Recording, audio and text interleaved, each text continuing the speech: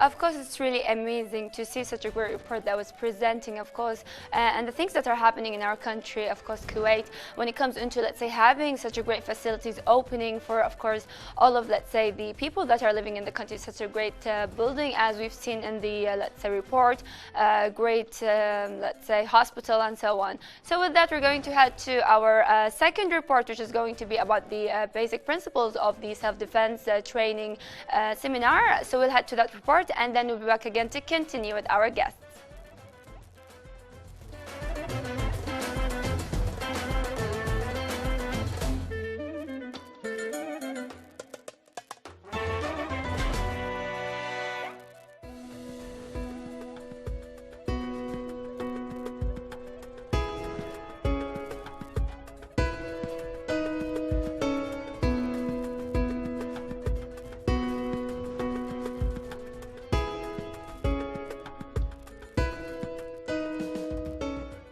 I'm here in Kuwait for 3 days to give seminars about self-defense and MMA. A person should attend these seminars for only one reason: to learn how to protect themselves. Another way also is to learn how to protect the ones that he loves. So far, I've been coming here in Kuwait for about 4 years.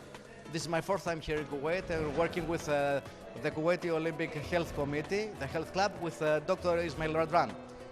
As you can see from the participants here, the results are as much as they could be. We like the people coming here, we like them to participate, and so far they love what they're doing.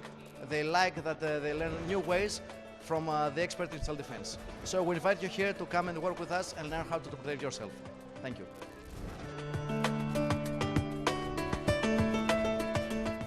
I have joined this seminar to increase my experience in other martial arts and self-defense.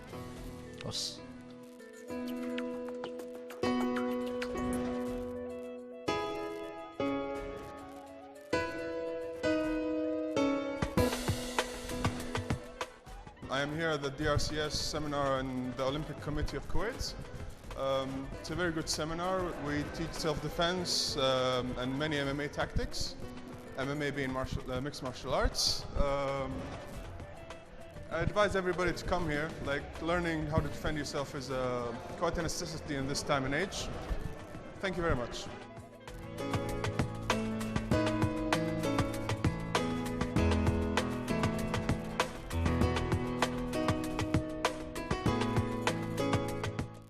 I joined the seminar of DRCS. It was a good opportunity to learn about self-defense and street fight. Thank you.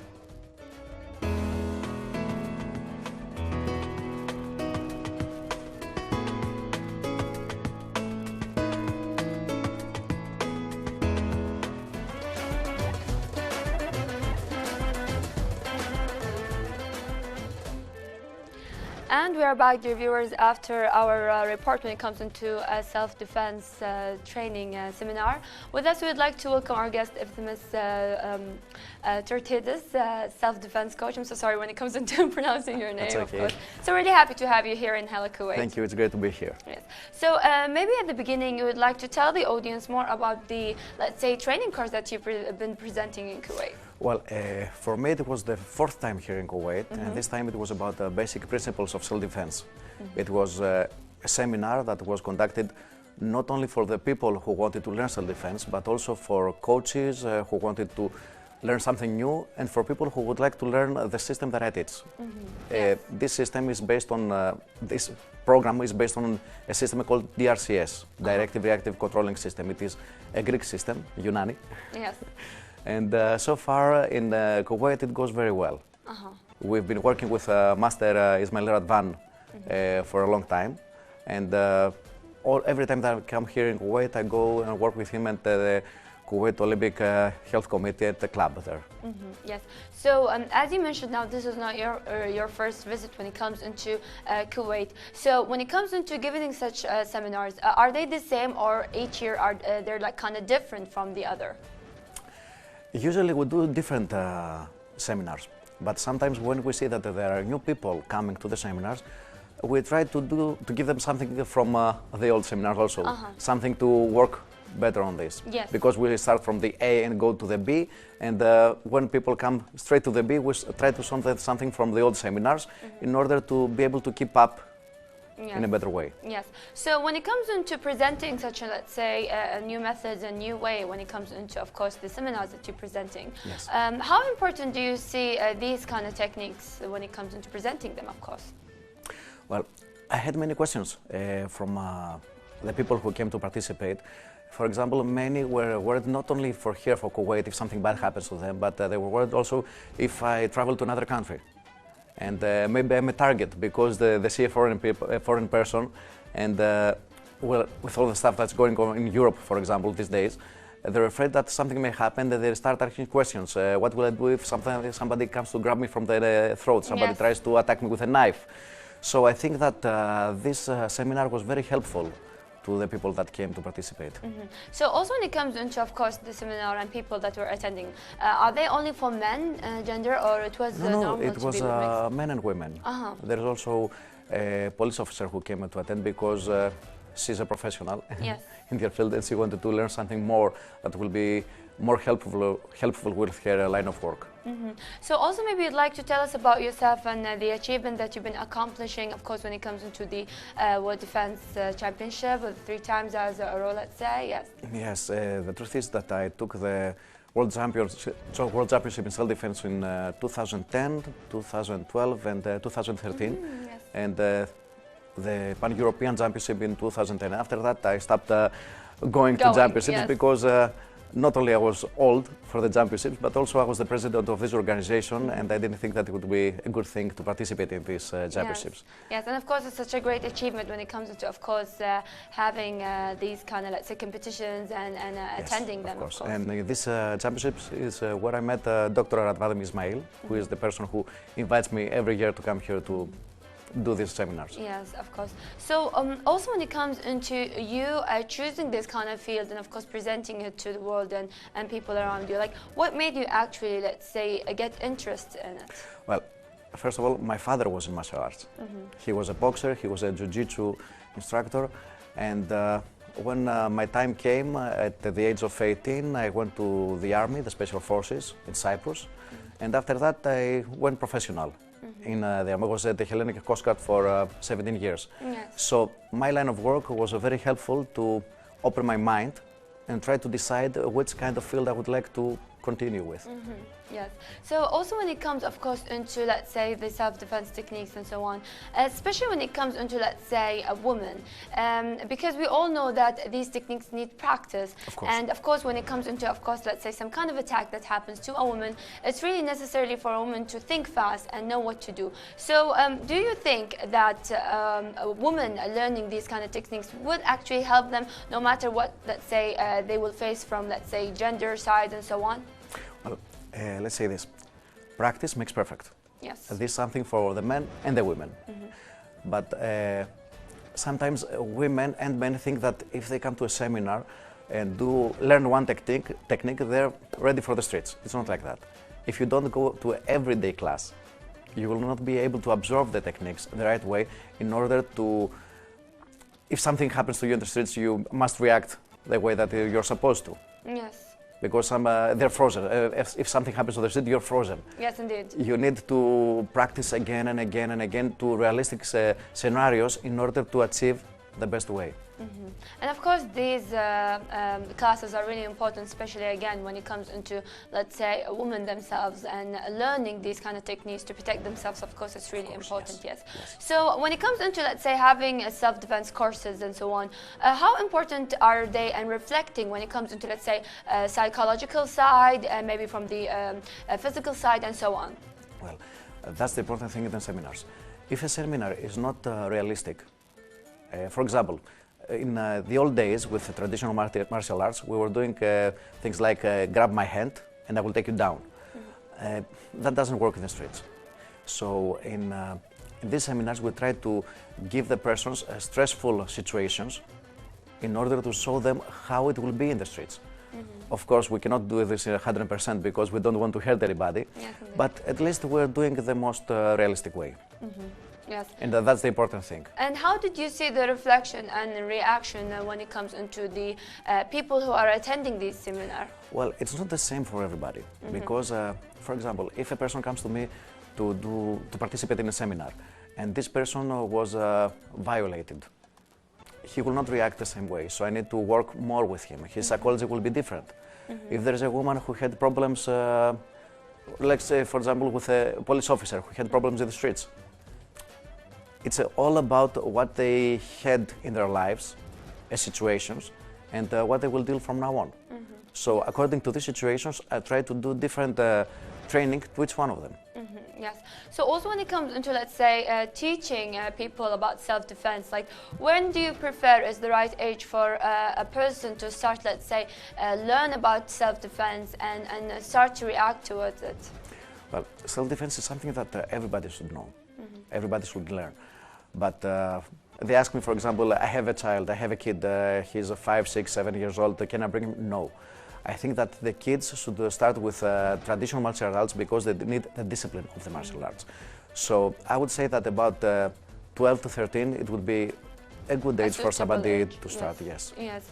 So from 12 to 13 is a suitable age to learn about self-defense. Yes, yes. But when it comes into under, martial arts could be, let's say, yes, I would prefer, I would say something like karate, taekwondo, some traditional that they will teach, or kickboxing, that they will teach the kids the basic principles of the discipline.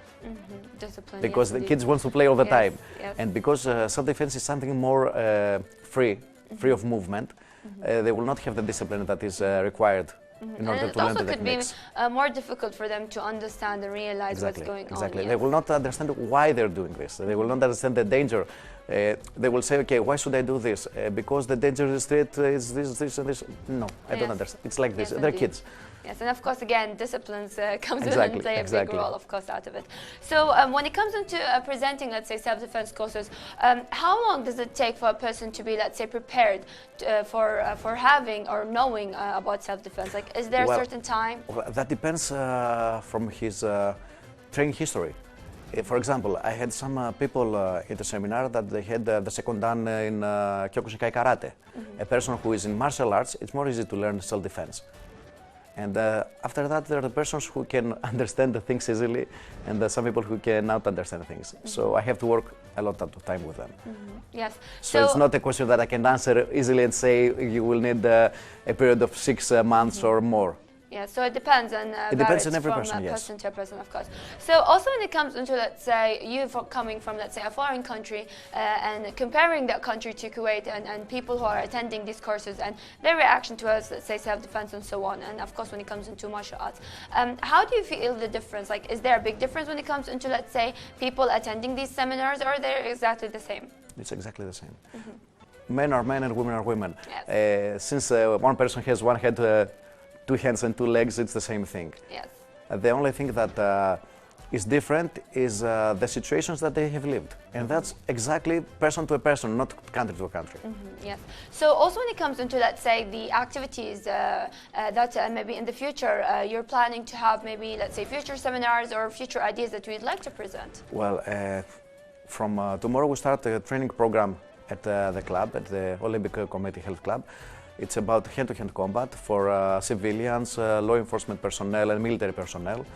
After that I will go for a month in Nigeria, on August in Ras Al Khaimah, Dubai and Abu Dhabi, London, Taiwan, Brazil. The whole, yes, schedule, 2008 is full of training. Yes. So also when it comes into people knowing about the training and if they want to attend and have these kind of courses, like how do actually they can attend through? Well, they can find us through internet. Of course, it's the basic method now these days. Social media, yes. Social media, Instagram, Facebook, our page in the internet. It's something really easy for somebody to find us. So, yes, of course. And of course, when it comes into, let's say, giving advices to the parents, of course, that are watching, when it comes into these kind of, let's say, trainings, whether martial arts or self-defense, what are the things that you'd like to give them, of course? Well, what I would say is the first thing for a person to take his children or her children to a club, to attend the seminars or monthly training, is not to try to find a method. First of all, is to find a good instructor. Don't trust the method, trust the instructor. Because everybody is teaching karate, kickboxing, self-defense, But the person who is behind this method, this martial arts, is the one that we trust, not the method. This is a really interesting information. Not a lot of people actually would really consider looking at the person who's behind the training Yes, of course. itself. Most of them, they go and say, oh, kickboxing, oh, judo, jiu-jitsu. Yeah, they I will look go at there. the outcome, or they look at the training, but they don't look at the trainer themselves. First of all, you have to see the CV, the curriculum vitae of the instructor, then to meet him, then to see a course or a daily program to see how he reacts with the other people, and then decide if this person is good for your children. Yes, indeed, because these kind of, let's say, techniques or kind of training courses are really important for presenting great disciplines for the child, and we don't want that child to be more aggressive. Maybe the trainer could be more a violent person or aggressive and teach them only, let's say, to hit and so on. And yes. it's not only that. For example, in Greece, where I come from, many people take their children to clubs to learn self-defense. But the instructor wants to put these kids to championships, to competitions. Yes. So he doesn't care about their needs for self-defense, but he cares for his needs as a coach. Yes. And that's the bad thing. Yes. So we must be very clearly about what we want for our children. Even though the parents sometimes get confused and they say, oh, this kid took a medal at this championship, can my son or my daughter go to a championship? And then, even though they start for self-defense, they continue to competition. We must be very clear with our thoughts about what we want for our children. This is the first thing for a parent. Yes, indeed, of course. So, when it comes, of course, into our interview, we'd like to thank you so much for your time. So, it's really a pleasure having you here, of course, and presenting such a great, let's say, topic, especially when it comes into self-defense and stuff. So, thank you very much. Thank you.